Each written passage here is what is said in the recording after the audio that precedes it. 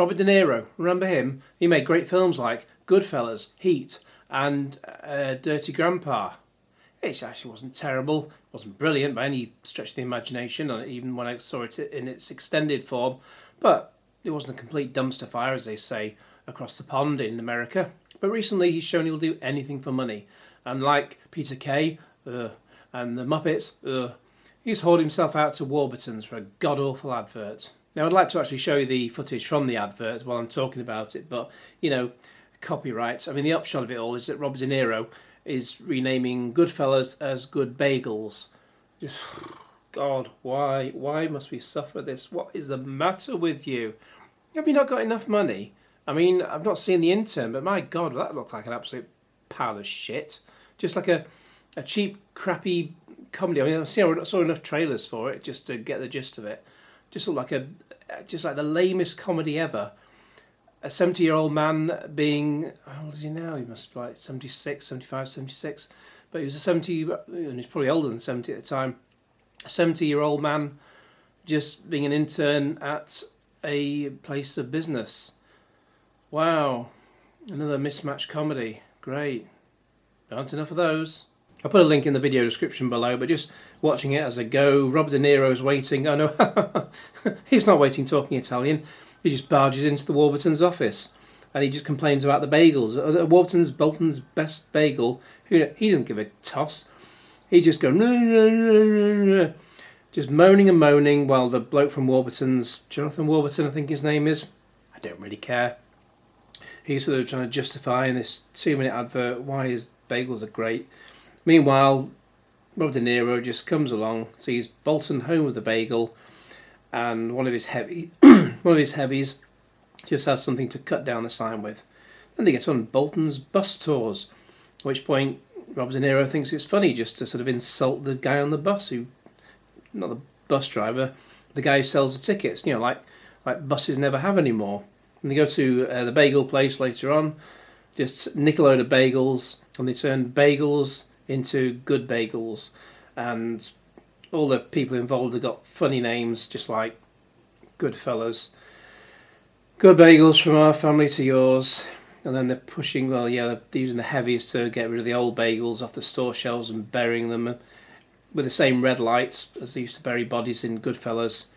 Yeah, so murder is fun, it seems, according to Warburtons, as long as you're only murdering bread, even though, you know, people are going hungry. There's food banks and whatnot, and that money those bagels could go to food banks. Yeah, but no, that doesn't matter to Robert De Niro. He looks like bloody Sid James these days. Just when he tries to smile and laugh, and it's just not going well. This is it, and it runs for a whole 2 minutes long. Wow. Oh, by the way, Aldi do 5 bagels for 80p. Just so you know, just saying. And they are like own brand bagels, and they're really, really nice. So yeah, don't buy these crappy ones from Warburton. Buy Aldi bagels, they're lovely. Aldi, I'll have some free bagels, thank you. Some of the comments, oh dear. As far back as I can remember, I always wanted to bake bagels. Brilliantly filmed and edited, fabulous ad. The best thing Robert De Niro has done in 20 years. Yeah, quite possibly. Best advert of 2019, hands down. What about that Oral-B one where she, even after all these years, she still can't believe that, you know, Oral-B make toothpaste, despite the fact that her dentist has told her several times a day for the past 3-4 years. Better than Stallone. Only way it could have been better is if Pesci was in it as well. But then it probably wouldn't have had clearance for daytime viewing. Yeah, especially at the point where Joe Pesci goes to get made. How the hell do Warburtons, who make lovely bread products, get the likes of De Niro, Stallone and the Muppets, all Hollywood royalty, Muppets Hollywood royalty, to be in their adverts? I just don't get it. Someone replies, money. Yeah, basically. But really, I mean, how many millions did you get paid for this, Robert? I mean, however many millions these were, this cost, how many staff members' wages at Warburtons, you know, people who work on the front line, who actually do the work, not like this arse who's in control behind a fucking desk. The staff that actually do the job, I wonder how much they get paid, then divide that by how many millions Robert De Niro got paid. And he would have got paid that for a day's work, maybe 2 days' work, a whole 2 days' work. Can you imagine that? Just, I mean, it's like, it just reminds me of me. I mean, another sort of colleague, as it were, of Robert De Niro, Harvey Keitel. You know, Pulp Fiction, amazing film, but in sort of the last few years, the Winston Wolfe character, who's only in it for like about 10 minutes in Pulp Fiction, there's this whole slew of direct line adverts, just completely cheapening the bloody brand or the character, and sort of cheapening the whole bloody film, quite frankly, where Winston Wolfe goes round trying to solve people's insurance problems, but really just making it look like he's, well, you know, first of all, I mean, you think he'd have learned by now, because he's been doing this about 5 years. He would have learned not to make his initial approaches to the people he's trying to, you know, convince them to buy direct line insurance. You think he'd learn so that he's not trying to make it sound like he's wanting to kill them. Because, like later on, hey Tracy, I'm here to take you out. No, not to kill you. No, just to. Because what's the point of that?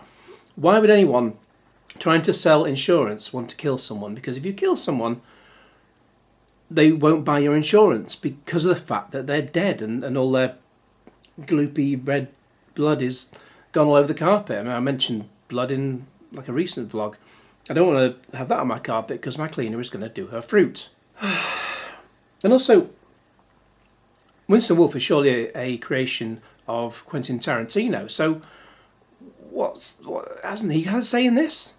As some loophole slipped through, whereas, you know, whereby Tarantino doesn't get a say, because I'm quite sure he wouldn't like that unless he just has complete lack of morals. I mean, he certainly seems to have had a lack of ideas, given the bloody awful Django Unchained and Hateful Eight. They were bloody awful films. They went on for about 3 hours each, and they just seemed to be an endless procession of the N-word.